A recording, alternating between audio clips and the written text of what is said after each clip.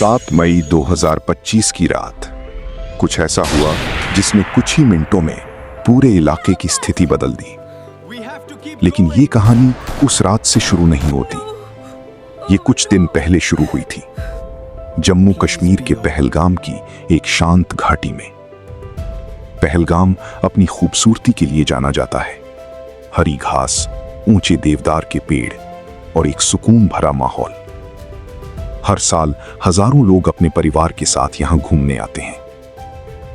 22 अप्रैल 2025 को दिन बिल्कुल सामान्य था। लोग खुले मैदानों में घूम रहे थे, परिवार नदी के पास फोटो ले रहे थे, दुकानदार अपना रोज का काम कर रहे थे। कहीं भी कोई खतरे का एहसास नहीं था। लेकिन कुछ ही पलों में सब कुछ बदल गया। हथियारों से लैस कुछ लोग चुपचाप उस इलाके में दाखिल हुए। उनकी हर हरकत पहले से तय थी। हर कदम सोच समझकर उठाया गया। उन्होंने वहां मौजूद लोगों को रोक लिया। बाद में गवाहों ने बताया, लोगों से उनकी पहचान पूछी जा रही थी और यहीं से माहौल बदलने लगा। हवा में एक अजीब सा तनाव फैल गया। कुछ ही मिनटों में हालात पूरी तरह बिगड़ गए। गोलियों की आवाज गूंज उठी और सब कुछ बिखरने लगा। हर तरफ अफरा तफरी थी। कुछ लोग जान बचाकर भागे, कुछ ने छिपने की कोशिश की और कुछ डर के मारे वहीं ठहर गए। लेकिन उन कुछ ही पलों में 26 बेगुनाह जिंदगियां खत्म हो गईं। एक जगह जो कभी सुकून के लिए जानी जाती थी, अब सिर्फ सन्नाटा और सदमा छोड़ गई थी। ये सिर्फ एक हमला नहीं था, ये एक त्रासदी थी। हर संख्या के पीछे एक परिवार था। एक पिता जो कभी घर नहीं लौटा, एक बेटा जो अपने माँ बाप को फिर कभी नहीं देख पाएगा, एक बच्चा जिसने कुछ ही पलों में सब कुछ खो दिया। इसका असर बहुत गहरा था। पूरे देश में गुस्सा भी था और गम भी। ये घटना सिर्फ हिंसा नहीं थी, ये इंसानियत की हर हद पार कर गई थी। शुरुआती खुफिया जानकारी के मुताबिक इन हमलावरों के तार पाकिस्तान से ऑपरेट होने वाले क्रॉस बॉर्डर नेटवर्क से जुड़े होने की आशंका जताई गई। ऐसे मामलों में पहले भी लश्कर-ए-तैयबा, जैश-ए-मोहम्मद और हिजबुल मुजाहिदीन जैसे संगठनों का नाम सामने आता रहा है। ये संगठन आमतौर पर ट्रेनिंग सेंटर, सपोर्ट सिस्टम और छोटे छोटे अटैक ग्रुप्स के जरिए काम करते हैं। अधिकारियों का कहना है कि इस हमले का पैटर्न भी पहले की घटनाओं से काफी मिलता जुलता था। एक्सपर्ट्स का मानना है कि ऐसे अटैक्स लोगों में फियर क्रिएट करने के लिए किए जाते हैं। इनका एम सेंसिटिव रीजन्स की पीस को डिस्टर्ब करना भी होता है। साथ ही कम्युनिटीज के बीच टेंशन क्रिएट करना भी एक पर्पस होता है। ऐसे अटैक्स के थ्रू ग्लोबल अटेंशन अट्रैक्ट करने की भी कोशिश की जाती है। लेकिन इन सब से बढ़कर उनका मेन गोल होता है लोगों के अंदर का सेंस ऑफ सेफ्टी तोड़ देना। हमले के बाद पूरे देश से रिएक्शंस आने लगे।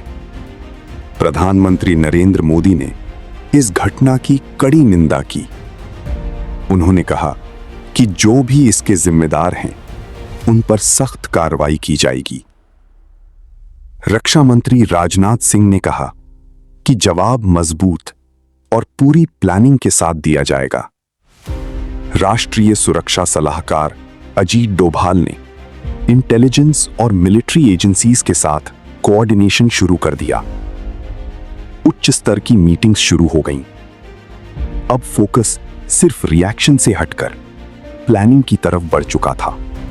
भारत पहले भी ऐसे हमलों का सामना कर चुका है, जैसे कि 2001 का पार्लियामेंट अटैक, 2008 के Mumbai attacks, Uri attack Pulwama attack.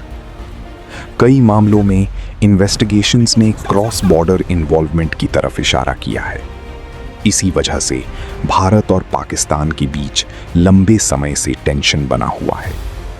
किसी भी मिलिट्री रिस्पॉन्स से पहले कई अहम स्टेप्स लिए गए। इनमें डिप्लोमेटिक प्रेशर और इंटरनल रिस्ट्रिक्शंस शामिल थे। बॉर्डर कंट्रोल्स को और सख्त किया गया, कुछ मूवमेंट्स को सीमित कर दिया गया, डिजिटल और मीडिया से जुड़े कदम भी उठाए गए। भारत में कुछ पाकिस्तानी अकाउंट्स और कंटेंट को रिस्ट्रिक्ट किया गया। ओटीटी प्लेटफॉर्म्स को भी कुछ कंटेंट रिव्यू या रिमूव करने के लिए कहा गया। इन सभी स्टेप्स ने अलग अलग लेवल्स पर प्रेशर बढ़ा दिया। इसी दौरान इंटेलिजेंस एजेंसीज पूरी तरह एक्टिव हो गईं। रिसर्च एंड एनालिसिस विंग रॉ और national technical research organisation NTRO ने अपनी गतिविधियां तेज कर दी। उन्होंने सर्वेलेंस, सैटेलाइट्स और ट्रैकिंग सिस्टम्स के जरिए रियल टाइम इंफॉर्मेशन जुटाना शुरू किया। धीरे धीरे कई महत्वपूर्ण लोकेशंस की पहचान की गई। एक बड़ी लिस्ट में से कुछ की लोकेशंस को केयरफुली सेलेक्ट किया गया। रिपोर्ट्स के अनुसार ये लोकेशंस अलग अलग जगहों पर फैली हुई थी। पाकिस्तान में सियालकोट, मुरीद के, बहावलपुर, पाकिस्तान एडमिनिस्ट्रेड कश्मीर में मुजफ्फराबाद, कोटली, भीमबर, इन सभी एरियाज को प्लानिंग और ट्रेनिंग एक्टिविटीज से जुड़ा हुआ माना गया।